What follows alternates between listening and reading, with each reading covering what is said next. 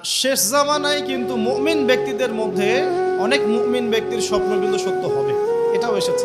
মুমিন ব্যক্তির স্বপ্ন কিন্তু সত্য হবে। কোরআনে এমনও দলিল আছে যে কাফেরের স্বপ্নও সত্যি হয়েছে।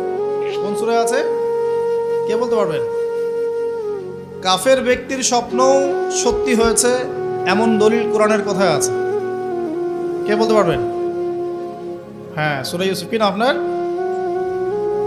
জি আশিক, ঠিক আছে, মাশাআল্লাহ। আশিক ভাইয়ের জন্য আমাদের একটা হাদিয়া থাকবে ইনশাআল্লাহ, আপনি আলোচনা শেষে নিয়ে যাবেন।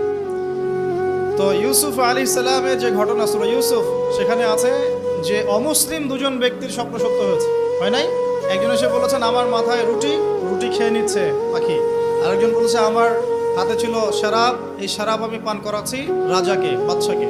ইউসুফ আলাইহিস সালাম বললেন যে পান করাচ্ছে বাদশাকে সে নাজাত পেয়ে যাবে জেল থেকে, আর যার মাথা থেকে রুটি খাওয়া হচ্ছে তাকে শুলদণ্ড দেওয়া হবে। ঘটনা সত্য ছিল তো? আচ্ছা, এখানে এই দুই ব্যক্তি কিন্তু মুসলিম নন, তারা কিন্তু অমুসলিম। তো যেটা বলছিলাম যে আল্লাহর পক্ষ থেকে মুমিন ব্যক্তিকে সত্য স্বপ্ন দেখানো হতে পারে, শেষ জামানায় বেশি বেশি হতে পারে।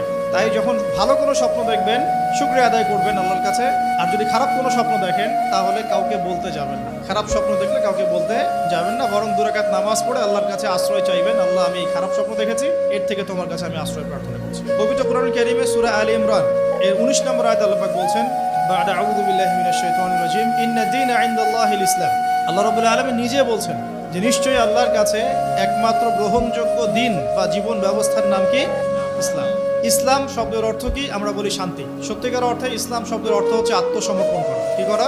আত্মসমর্পণ করা। যে ব্যক্তি আত্মসমর্পণ করে, যে ব্যক্তি ইসলাম পরিপূর্ণরূপে পালন করে, তাকে আমরা বলি মুসলিম।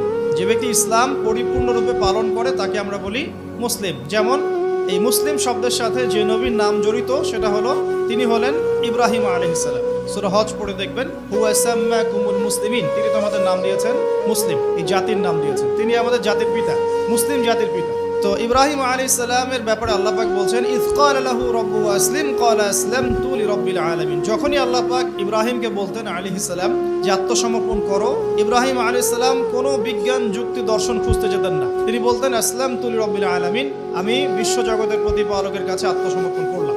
উদাহরণ দিচ্ছি, আল্লাহ রাব্বুল আলামিন ইব্রাহিম আলাইহিস সালামকে বলেছিলেন স্ত্রী এবং সন্তানকে জনমানব শূন্য কাবা ঘরের পাশে রেখে আসতে। ঠিক আছে, জানি তো আমরা। ইব্রাহিম আলাইহিস সালাম জানতেন সেখানে কোনো মানুষ নেই, কোনো পানি নেই, কোনো প্রাণীও নেই, না খাবার আছে, না পানি আছে, না কোনো প্রাণী আছে। এরপরেও তিনি স্ত্রী এবং সন্তানকে সেখানে রেখে আসলেন। আল্লাহ পাককে প্রশ্ন করলেন না কেন রেখে আসবো, এর পিছনে কারণ কি, যুক্তি কি, দর্শন কি, জিজ্ঞেস করেছেন? ইয ক্বালা লাহু রাব্বুহু আসলিম, যখনই আল্লাহ পাক বলেছেন আত্মসমর্পণ করো, মেনে নাও, তিনি বলেছেন আসলামতু, আমি মেনে নিলাম, লিরাব্বিল আলামিন। আল্লাহ রাব্বুল আলামিন তাকে বলেছেন যে তোমার সন্তান ছোট, হয়তো বয়স হবে 10, 12 বা 15 বছর। আল্লাহ পাক তাকে বলছেন সন্তানকে জবাই করতে হবে। কি করতে হবে?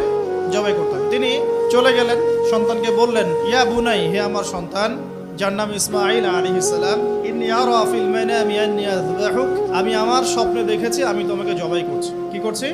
জবাই করছি। আর নবীদের স্বপ্ন কিন্তু ওহী। নবীদের স্বপ্ন কি হয়? ওহী। ওহী মানে কি? আল্লাহর পক্ষ থেকে প্রত্যাদেশ, আল্লাহর পক্ষ থেকে মেসেজ।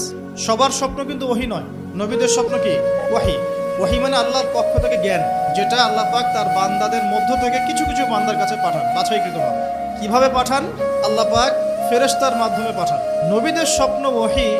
আর শেষ জামানায় কিন্তু মুমিন ব্যক্তিদের মধ্যে অনেক মুমিন ব্যক্তির স্বপ্ন কিন্তু সত্য হবে, এটাও এসেছে। মুমিন ব্যক্তির স্বপ্ন কিন্তু সত্য হবে।